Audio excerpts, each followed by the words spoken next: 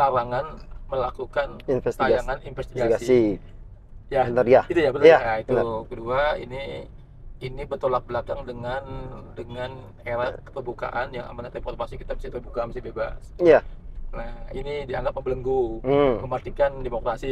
Itu kan? dia. Nah, itu ya. Iya. Nah, itu yang saya pahami tadi. Poinnya. Diskusi. Dan saya setuju dalam pengertian itu bisa dikritisi. Ya, saya berada pada posisi dengan jurnalis ya. Jurnalis. Ini masyarakat sebenarnya dengan tayangan nggak sengaja kita membuka tek atau muncul yang lain, ini semua kan ada dirugikan misalnya. Kita mau ngadu kemana gitu ya. Iya. Ketika kita merasa kok begini, saya lama nih buka. Aduh, beda ini. Atau kok ada iklan yang ujuk-ujuk gitu. Saya pesan enggak dimatiin susah. Ya itu dia. Susah. Ya kan ternyata muncul. Nah, kalau itu anak kita atau itu dipencet-pencet aja.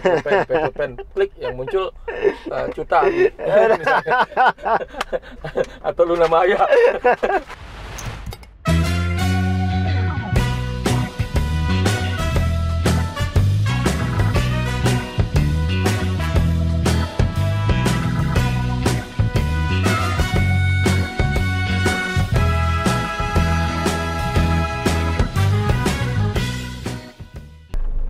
Assalamualaikum warahmatullahi wabarakatuh. Balik lagi bersama saya Ganis Bungsu, pastinya di acara SOS, sajian obrolan santai. Oke, kali ini kita muter-muter kota Serang seperti biasa, dan pastinya saya ditemani oleh narasumber yang luar biasa juga, dengan Bang Jajuli. Sehat Bang? Alhamdulillah, assalamualaikum. Siap, ketemu lagi kita Bang. Provokator lu. Culik aja. Santai aja Bang, kita ngobrol santai aja. Ini udah terlalu tegang soal situasi ini. Yang adem-adem aja. Bang, gimana kabar, sehat? Baik, alhamdulillah. Oke. Sibuk apa nih Bang sekarang? Ya, biasalah. Kita yang rutin kan tugas masih belum selesai ya. Dan belakangan banyak aspirasi masuk. Ya. Tadi mahasiswa dari kita. Atau kan juga mahasiswa kunjungan lapangan ingin belajar langsung di gedung dewan katanya. Selama ini kan teori. Mata kuliah belajar referensi politik pemerintahan, nah dia ingin tahu bagaimana pengambilan keputusan yang ada di dewan gitu. Dewan. Welcome ya Bang ya. Kita kan mantan mahasiswa dulu. Pelaku ini kan mantannya loh. Ya benar. Iya, dimana aja seberapa aktivis itu. Jadi jiwa itu. Benar sudah melekat ya. Sisa berapa ini lagi Bang ini? Kita selesai September ya, periode 2019-2024 ya. Gitu. Bentar lagi Bang. Berhadapan dengan ini ya, situasi udah ramai soal ini ya. Pilkada ya? Pilkada. Isu paling update benar. Karena sebentar kan. Oke. Bang, kita bahas apa nih Bang? Yang menarik, yang santai-santai aja. Karena masyarakat udah aksi RUU penyiaran Bang. Oh iya, teman-teman tadi. Oh iya, Mas. Nah, ini salah satu yang mau ditanyakan nanti Bang. Kan Komisi 1 itu sebagai lu nanya mulu. Makanya gue nanya dulu. Meliputi apa aja Bang? Media informasi, komunikasi publik, kepegawaian, pemerintahan, pelayanan publik. Karena kerja kita kan dengan Kominfo kan? Kominfo ya? Kominfo dan terkait dengan perkembangan multimedia kan kita juga. Ya. Bang, sebelum ke RUU penyiaran Bang, kemarin ramai soal KI itu seperti apa Bang? KI apa KPI? KI. Ramai penyiaran, ini dialek dengan KPI, Komisi Penyiaran. Kalau soal KI itu berkaitan dengan Komisi Informasi. Ya, yang KI itu Bang, informasi. Proses seleksi mungkin ya?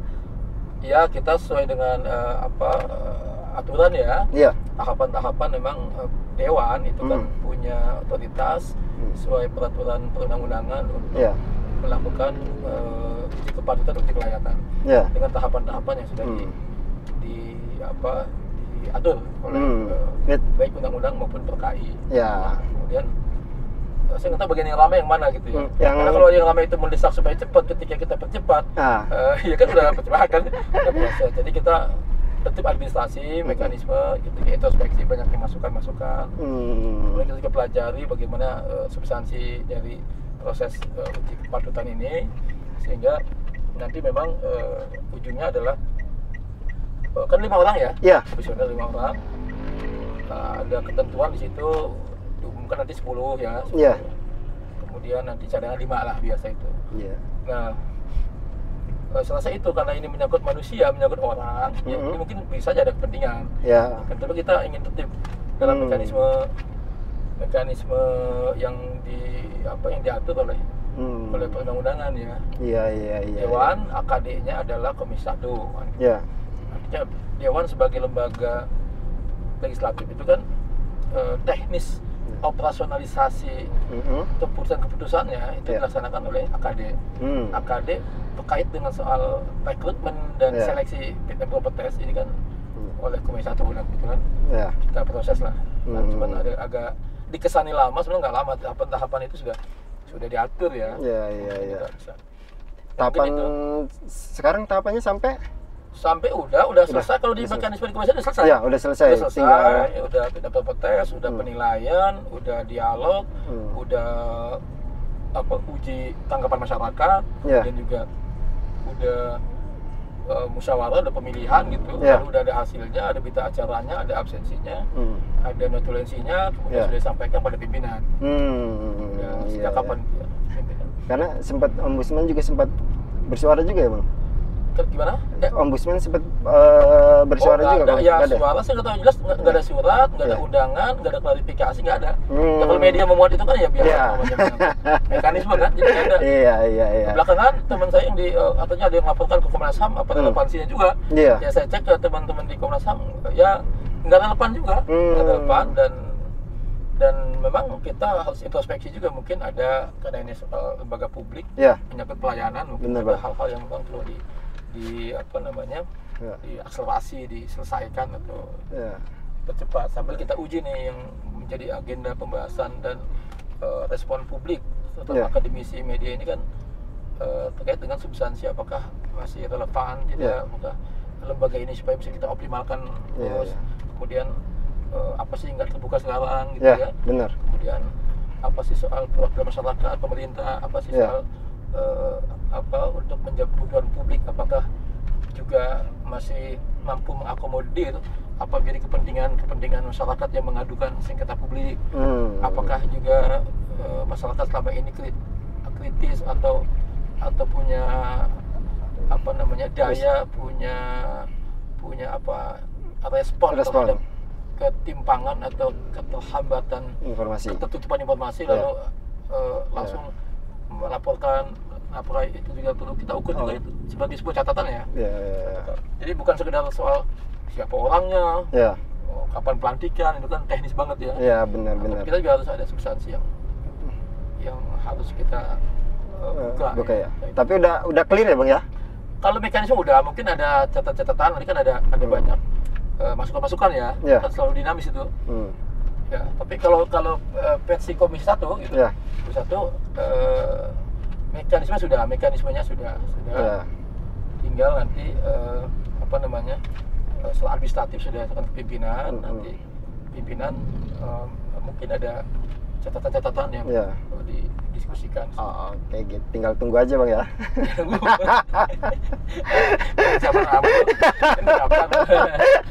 Oke. Sangat kaya. Iya. Ada nanti kita uji kepada publik agar sadar dan merasa butuh akan adanya proses ketika publik merasa dirugikan, merasa terhambat, merasa tidak dibuka akses informasinya. Nah ini perlu kita. Apakah juga civil society selama ini, kalangan kampus, media itu juga sudah melakukan semacam penyadaran, pencerahan, sosialisasi ataupun membangun kesadaran publik agar ayo loh Bu, Bapak, warga ngadu apa istilahnya, buka, minta informasi akses. Di sisi lain kepada lembaga publik juga apa harus memang udah zamannya keterbukaan gitu, apa sih nggak dibuka gitu ya? Iya Bang. Ya artinya apa sih kita yang harus kita tutupin sekarang di era disrupsi, di era digitalisasi, benar. Di era yang memang sudah sangat cepat gitu, di era netizen mahal, di era soal ruang publik, soal platform media sosial, benar. konvensional terus beradaptasi dengan dari yang analog ke digital gitu kan, sudah memang sudah rasanya gitu. Apa yang mau kita tutupin lagi sekarang? Oke Bang, masalah yang lagi rame nih Bang, RUU penyiaran Bang. Kenapa? Mulai dari mana pertanyaannya? Aspirasi-aspirasi yang sudah nyampe ke Abang banyak ya, kegelisahan kawan-kawan terutama jurnalis ya. Jurnalis kan biasa dalam proses. Ini masih draft ya Bang ya? Oh ya, draft itu kan apa undang-undang, RUU-nya tuh inisiatif Komisi 1.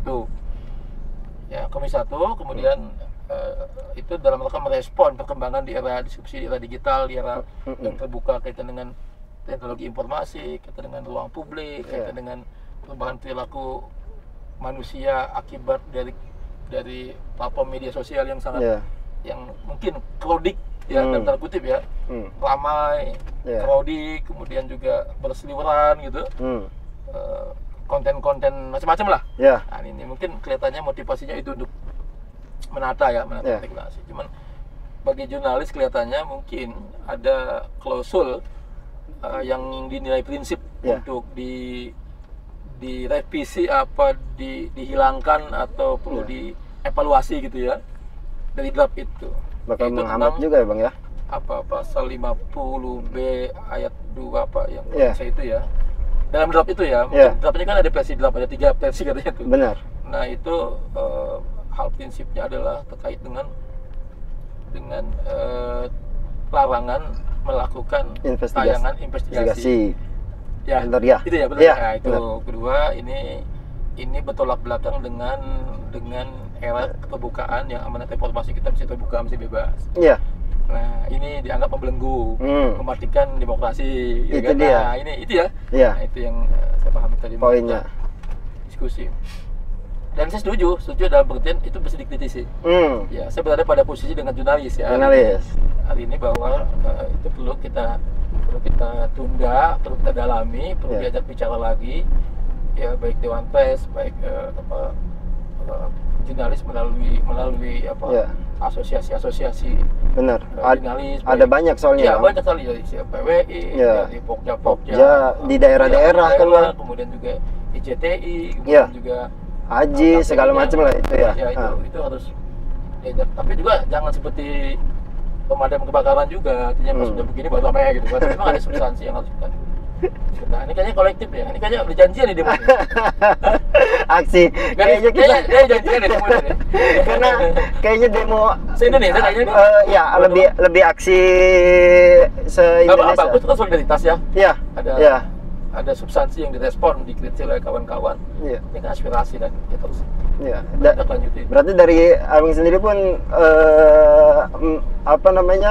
sepakat ya Bang? Oh ya, sepakat bahwa kita jangan di satu sisi ini udah era kebebasan, era terbuka, era di mana ruang publik sudah sangat apa yang kita tutupi lagi ya. Tapi di sisi lain, revisi ini kan undang-undang kan tahun 2002 loh. Ini udah 22 tahun ya? 22 tahun. 22 tahun undang-undang belum direvisi. Sehingga akhirnya muncul di tahun 2022, kalau nggak salah itu ada Cipta Kerja yang Omnibus Law. Ada yang menyangkut tentang ASO, tentang migrasi dari analog ke digital kan, kait dengan MOOC, kait dengan TV lokal itu kan diselipin di Undang-Undang Cipta Kerja. Bukan direvisi undang-undang yang lagi lama ini. Gitu. Ini undang-undang kan bareng dengan undang-undang KPK nih. KPK udah direvisi kan. Udah direvisi. Ini belum nih undang-undang penyiaran. Itu kan ada soal KPI, soal lembaga apa itu namanya? Komisi penyiaran. Penyiaran. Nah, ini yang, dan kalau saya pelajari, Ganis kita undang-undang ini kan dibuat pada zamannya. Asbabun nuzulnya itu ada. Dan saat itu kan tidak mampu secara utuh memprediksi situasi hari ini. Ya.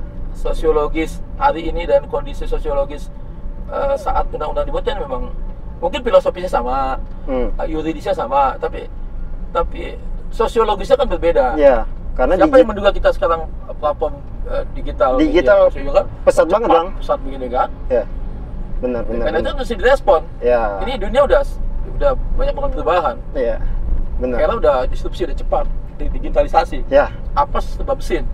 AI. Iya. Ya kan? Intelijensi artificial intelligence kan? Iya.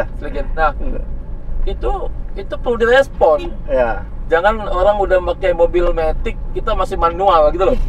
Nah, makanya saya yang saya kritisi dulu itu adalah sejalan dengan perubahan migrasi era adaptasi dengan di dunia digitalisasi segala sekarang ini, itu harus diimbangi dengan migrasi cara berpikir juga kita. Kalau kita respon, mindset kita mesti berubah juga, perilaku kita mesti berubah. Nah, dari situ maka akan berpengaruh terhadap regulasi, terhadap poin-poin dalam undang-undang. Butuh pengaturan, muncul podcast, platform media baru, media sosial, media konvensional, TV udah ditinggalkan, radio udah mulai dimodifikasi, ya kan? Nah ini kelihatannya juga dalam rangka merespon itu juga. Nah itu pun menjadi keniscayaan menurut saya. RUU revisi RUU ini menjadi keniscayaan juga gitu. Benar. Nah tinggal kontennya aja kan. Itu. Ada proses, ada konten, ada konteks gitu kan. Nah ini yang perlu kita harus didiskusikan dulu ya bang ya. Iya. Jadi soal apa itu pendefinisian soal media sosial perlu dipublish. Apa itu media media digital kita publish. Media konvensional kita publish. Apa itu podcast, apakah itu menjadi kaidah jurnalistik, bagaimana Dewan Pers, ya kan, bagaimana kalau saya sebagai warga misalnya dijolimi, dirugikan oleh podcast, lalu kita melaporkan Dewan Pers sementara dia belum ada izinnya, nggak diatin bagaimana? Lebih ke regulasinya bagaimana kalau kita disenggol di status-status, kita kemana ini regulasinya? Apa menikah pidana umum gitu ya, penghinaan atau apa soal Dewan Pers yang melanggar undang-undang penyiaran gitu ya, yang diatur oleh Dewan Pers gitu kan. Nah ini kan perlu diatur. Nah selebihnya adalah kaitan dengan bahwa media ini, media yang digital, yang konvensional, media sosial ya, di ruang publik ini udah sangat berdampak terhadap perilaku manusia. Nah ini generasi yang dilahirkan materinya, fisiknya oleh orang tuanya, tapi ternyata kan perilaku, mindsetnya ini kan lebih dibentuk oleh teknologi. Digital, benar. Iya kan, ini sangat merubah karakter manusia. Anak bayi aja sekarang udah pengen gadget. Iya kan, sebelum tidur lihat HP, bagus itu lihat HP. Anak kecil lagi punya HP, kemudian ditegur sama orang tua, nasihatin, galakkan dia. Dipanggil berkali-kali nggak nyaut. Benar. Ini perilaku. Ini membahas, ini perlu diatur. Gitu. Nah akhirnya media itu kan, era keterbukaan media sosial ini kan, di era yang ruang publik yang terbuka ini kan, ibarat dua mata uang yang saling ini antara bisa bermanfaat, ini bisa rusak gitu bisa baik, tidak segala macam. TikTok, Instagram dan konten-konten kreatif yang membutuhkan para kreator ya. Nah ini kan juga ini dunia baru dan profesi baru dan ruang kreasi baru kan. Tapi di sisi lain kan harus disublimasi, diisi dengan nilai-nilai yang soal akhlak, soal etika, soal moral gitu loh. Lebih disaring kali bang ya? Ya itu harus, itu kan. Tapi kita cegah nggak bisa era ini kecepatan teknologi informasi ini. Nah makanya kita beradaptasi. Nah mungkin negara si pencetus revisi undang-undang ini juga arahnya ke sana, masukkan itu. Jadi pada crowding negara tuh gimana nih, tapi mau nggak mau walaupun ini nggak terdaftar Dewan Pers, dia nggak formal, dia nggak resmi, nggak ada izinnya, tapi warga suka, netizen suka. Itu dia. Gimana itu? Ada yang formal, legal, punya badan hukum, tapi udah nggak ditonton gitu. Berarti balik lagi ke masyarakat ya itu, dan masyarakat juga kan perlu diedukasi. Makanya ini kan kekuatan civil society yang mengklaim dirinya selama ini. Menurut saya selama ini kan dia ada kop suratnya, ada stempelnya, ada organisasinya, ada seragamnya, ada masanya, mengklaim dirinya, ada deklarasi segala macam, ya kan. Nah itu di mana posisinya dalam situasi kayak begini? Ya ya kan, misalkan mampu mengedukasi, misalkan pencerahan, pendampingan, advokasi warga, ya kan. Nah, ini nih yang kurang di kita. Di sisi lain gerakan perubahannya cepat, ya kan, informasi juga susah, sampah mau semua mau itu jadi satu. Masuk, ya. Nah, di sisi yang lain ini kekuatan yang memfilter ini, yang melakukan edukasi ini, ini lemah gitu. Tidak ada. Nah, ini kita sedih kalau kita nanti anak-anak kita generasi ke depan ini diproduksi dari berasal dari konten-konten yang merusak gitu, yang negatif, kan juga berdampak betul terhadap mindset, perilaku dan sikap generasi ke depan. Coba bagaimana? Ya kan? Ini kita makanya positif thinking aja. Ada juga Bang di KPU itu ada poin yang tidak boleh menampilkan, kalau nggak salah tidak boleh menampilkan antagonis yang jahat, perkelahian, narkoba, judia, apa segala macam itu, kalau masalah ya ada poinnya itu perlu kita evaluasi, perlu kita dalami itu. Makanya kan ditunda kan. Berarti kalaupun misalkan ini Bang ya, misalkan kejadian disahkan, bakal kayak platform digital kayak Netflix dan lainnya, Disney segala macam. Apalagi sekarang itu kan. Itu gimana Bang? Superhero segala macam, nggak boleh ada kejahatan. Pada akhirnya kan kita kadang-kadang nih, ya kita tetap masuk aja nih ya. Nah, aduh gimana nih? Gimana memfilternya? KPI nggak menjangkau ini, Dewan Pers nggak menjangkau ini. Kemana kita ngadu pun kita nggak tahu. Ini masyarakat sebenarnya dengan tayangan nggak sengaja kita mau buka tek atau muncul yang lain, ini sebenarnya kan ada dirugikan. Misalnya kita mau ngadu kemana gitu ya. Ketika kita merasa kok begini, saya lama nih buka, aduh beda ini, atau kok ada iklan yang ujuk-ujuk gitu, saya pesan enggak, dimatiin susah, ya susah, yang kan ternyata muncul. Nah kalau itu anak kita atau itu dipencet aja, pen klik yang muncul Cuta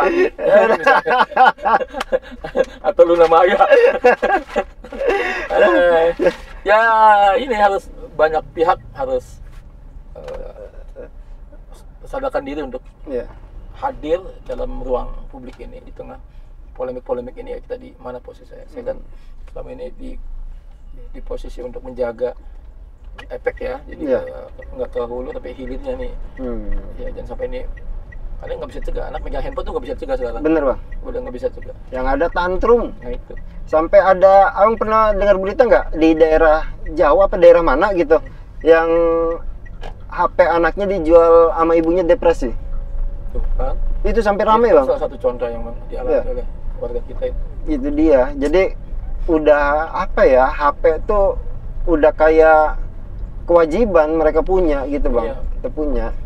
Kadang kan waktu ngeliat sekilas ada khotib sekarang pakai khotbah pakai handphone, ada pengajian ya ustadznya pakai HP. Itu kan sebenarnya positif. Kalau arahnya ke positif ya Bang ya. Itu cara pandang itu kan teman-teman. Nah ini seperti anak kecil kan banyak, ini pakai handphone, ngaji aja pakai HP, ini aja pakai HP, begini aja pakai HP. Nah padahal kita lagi baca Yasin, lagi baca surat, lagi baca surat Al-Kahfi gitu ya. Manfaatkan teknologi digital kan. Tapi pandang orang kan, lagi ngaji main HP gitu. Ya itu ini konsekuensi dari sebuah percepatan perkembangan zaman ya, teknologi yang nggak bisa kita cegah. Iya, karena banyak dari teman-teman juga ya itu mengkhawatirkan ketika KPI bilang tidak boleh ada, yaitu yang berbau negatif, kejahatan segala macam. Sedangkan di Netflix sendiri kayak superhero segala macam, banyak yang jahat Bang, berarti di blur atau dihilangkan, pada kabur nanti Bang. Itu kan tidak didampingin kan, tidak ada rasionalisasi, tidak ada interpretasi di situ, diambil apa adanya aja kan. Serap aja Bang ya. Dampak terhadap perilaku. Oh iya itu sangat luar biasa. Makanya kan lihat anak-anak kita sekarang ngomongnya kasar, ya kan, narasi yang destruktif, kotor. Ya kan itu sadar nggak sadar orang tuanya bilang, kok gue nggak ngajarin begini, dia bilang saya nggak pernah ngajarin begitu, tapi kan mau dari mana? Ya kan lingkungannya bilang saya nggak ngajarin begitu, ya apa kan dari media. Iya kan. Jadi semakin kuat, semakin terbuka kan semakin kita dalam konteks terbukaan ya. Semakin terbuka semakin demokratis ya. Ya kan tidak ada lagi yang bisa kita tutupin, tapi kan tetap rambu-rambu atau apa namanya? Tayangan. Tayangannya kan harus ditata kan. Dipilih segala macam. Bang, kalau nanti misalkan ya jangan, mudah-mudahan nggak sampai disahkan ataupun disahkan tapi dengan diskusi panjang dulu gitu Bang ya. Kalaupun disahkan, infonya misalkan kita bikin konten Bang, teman-teman dari jurnalis ataupun kreator, ya, itu kan diserahkan ke KPI ya, juga, KPI dulu untuk kan menyangkut poin KPI kan diperkuat. KPI ya. Selama ini kan KPI juga kan nggak bisa menjangkau itu. Itu dia ya, nggak bisa menjangkau itu.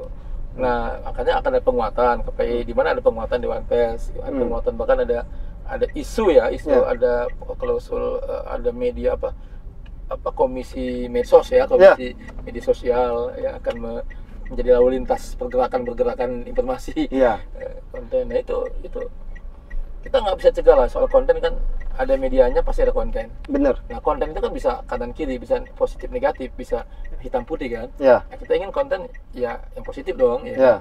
Nah, tapi kan kita nggak bisa mencegah ada banyaknya konten negatif. Ya kan, konten hitam, konten kerusakan yang destruktif, yang liar, yang kita kan bisa kita cegah. Pakai apa nyegahnya? Ya pondasinya kan diri dulu. Nah, bagaimana dibangun tuh kesadaran itu? Bagaimana supaya terbangun sadar ya? Bisa ada sosialisasi atau penekanan atau penguatan atau pencerahan dari publik. Ya kok publik yang mau kita cerahkan oleh siapa? Ya oleh lembaga-lembaga yang memang berkepentingan. Tidak hanya KPI, tidak hanya media, semua. Jadi di keluarga, di lingkungan, di sekolah, ya di KPKP, di majelis, di kampus, dimanapun. Jadi lagi-lagi civil society yang perlu kita dorong agar ini menjadi bagian dari agenda strategis, agenda bersama. Ini udah tanda bahaya ini. Kalau menurut Abang sendiri, untuk saat ini sebenarnya KPI sendiri siap nggak sih melakukan atau ketika disahkan gitu melakukan hal tersebut? Sebagai sebuah lembaga kan KPI dengan segala keterbatasan kewenangan ya. 1, 2 keterbatasan SDM, 3 keterbatasan biaya anggaran. Ya kan? Kita tahu banyak punya ekspektasi terlalu tinggi terhadap KPI juga kan, mereka juga kewalahan juga. Nah, akhirnya memang sebatas yang mereka mampu untuk berkolaborasi dengan banyak pihak. Ya kan, di daerah, KPI daerah kan, berapa sih anggotanya itu 5, 7 misalnya. Kemudian juga apa sih fungsinya? Gitu. Dia juga jangan hanya sibuk soal kantor, soal honor, soal itu nanti. Soal itu kan juga ada. Tapi Banten termasuk yang relatif ya diakui ya oleh pusat, karena penghargaan juga ada. Kemudian juga ada fungsi-fungsinya walaupun belum harus lebih dilebarkan lagi sayapnya. Yang bagus kok ini ya. Kalau Ganis sih kebayangin misalkan kita harus nyetor masyarakat yang konten kreator harus nyetor ke KPI dalam sehari kan kadang bisa ratusan atau banyak sekarang orang-orang yang tidak punya latar belakang jurnalis kan banyak. Tapi memang nggak bisa dicegah juga kan sekarang yang pengelola atau yang memainkan itu itu kan orang-orang yang tidak punya latar belakang multimedia, informasi, bukan jurusan komunikasi. Tapi siapa yang bisa nyegah? Bahkan banyak hal ya kan, saking bebas kan orang juga bisa. Nah, konten itu kemudian disetor itu kan juga nanti diatur tuh. Ketika dia merugikan, kan ada merugikan orang, lalu orang itu mengadu, nanti ada nah siapa yang bertanggung jawab atas konten ini? Nah, orang bertanggung jawab itu kan yang dipanggil, yang nanti akan dikonfirmasi, klarifikasi. Berarti kalau kita pakai platform contoh YouTube, yang akan dipanggil pihak apa kerjasama dengan YouTube? Iya, dia banyak pihak itu akan dipanggil dan akan dikonfirmasi nanti. Ini kemunculan ini kan pasti ada dasarnya, siapa yang munculin awal itu. Nah, ini mungkin diperlebar fungsi Dewan Pers ya gitu. Prosesnya kan nggak cepat itu Bang. Ya itulah, butuh energi, butuh biaya, butuh emang gampang ngatur ini ya. Ruang terbuka, lalu lalang informasi ya. Dan kalau anak kreator nyerahin itu karya mereka bisa di ACC atau enggaknya bisa berapa minggu atau bulan yang akan datang kali Bang. Iya, tapi itu hambat kan. Iya, itu dia terhambat. Yang hambat, makanya ini yang lagi kita cari, yang lagi dicari oleh undang-undang itu bagaimana cara solusinya tetap itu sebagai sebuah inovasi, sebagai sebuah kreasi, sebagai sebuah gagasan anak bangsa ya, harus kita respon kita keterbukaan sekarang. Tapi ini juga berdampak terhadap nanti liar, kemudian juga menjadi negatif, menjadi itu nanti gimana? Mungkin ada pakemnya tersendiri ya Bang ya, karena emang sih Bang Ganis tuh ngeliat di konten-konten di YouTube kadang ada yang kebablasan juga Bang. Ada yang sampai tayangan-tayangan apa konten-konten 17 ke atas itu dipublis juga gitu. Sedangkan kan media platform media sosmed itu kan yang lihat bukan kalangan dewasa aja, anak kecil juga bisa ngakses. Kan udah nggak bisa dibatasi. Iya. Nggak ada polisinya, nggak ada ya kekuatan untuk memotong. Lalu lalangnya ya. Iya. Nah, ini kan memang kalau ditarik ke urusan pertarungan undang-undang kan selalu begitu, pertarungan kepentingan, ada kepentingan. Kepentingan antara pengelola atau media yang selama ini ada ya dengan pengelola media sosial medsos yang konvensional dengan yang sosial itu kan. Ada pertarungan di belakang itu yang selama ini mungkin dia tergerus ya dengan perkembangan media digital, media sosial. Tapi dianggap liar, dianggap tidak resmi, tapi mereka diminati oleh netizen, oleh publik. Itu dia. Awalnya kan podcast dulu berdebat kan, tapi Dewan Pers sekarang udah membuat semacam regulasi. Podcast ini produk jurnalistik atau bukan gitu kan? Nah itu juga ketika bukan, tapi kan diminati gitu. Ketika dilepas, wah gimana banyak peminatnya, penatanya gimana? Yes, benar. Gitu. Ada suasana bisnis medianya juga ada persaingan juga ada hal-hal yang positif untuk mengatur bagaimana dampak supaya tidak terlalu lebih luas kepada perilaku anak-anak kita ke depan, generasi yang dirusak lewat media juga ada. Kemudian juga apalagi untuk takutnya ada yang nyelip gitu ya, kepentingan ingin membungkam demokrasi melalui mengurangi kebebasan pers itu. Nah itu banyak faktor itu. Oke bang, nggak kerasa nih bang, udah hampir setengah jam bang. Abang mau ketemu? Nggak kerasa. Kalau nggak sampai mau sih. Bang, terakhir sih bang, pesan untuk abang kepada masyarakat menanggapi kasus RUU. Oke bang, nggak kerasa nih bang, udah hampir setengah jam bang. Nggak kerasa.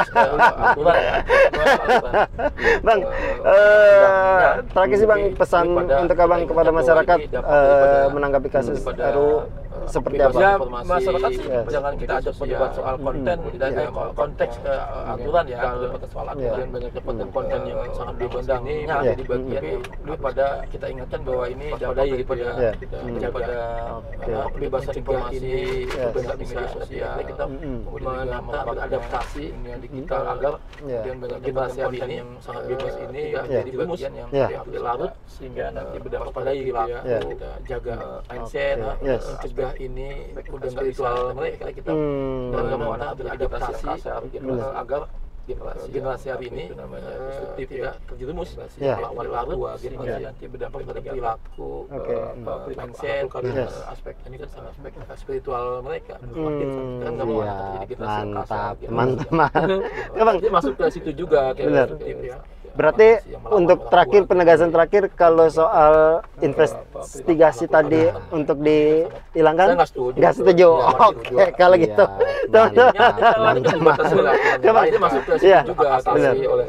Berarti untuk terakhir, penegasan terakhir kalau soal investigasi tadi untuk dihilangkan, nggak setuju. Oke, kalau gitu. Kalau kan dibatasi oleh aturan lain kan, hak asasi oleh hak menjaga kebebasan orang gitu kan, secara etika kan. Siap. Oke teman-teman, terima kasih nih bang ya udah mau diculik.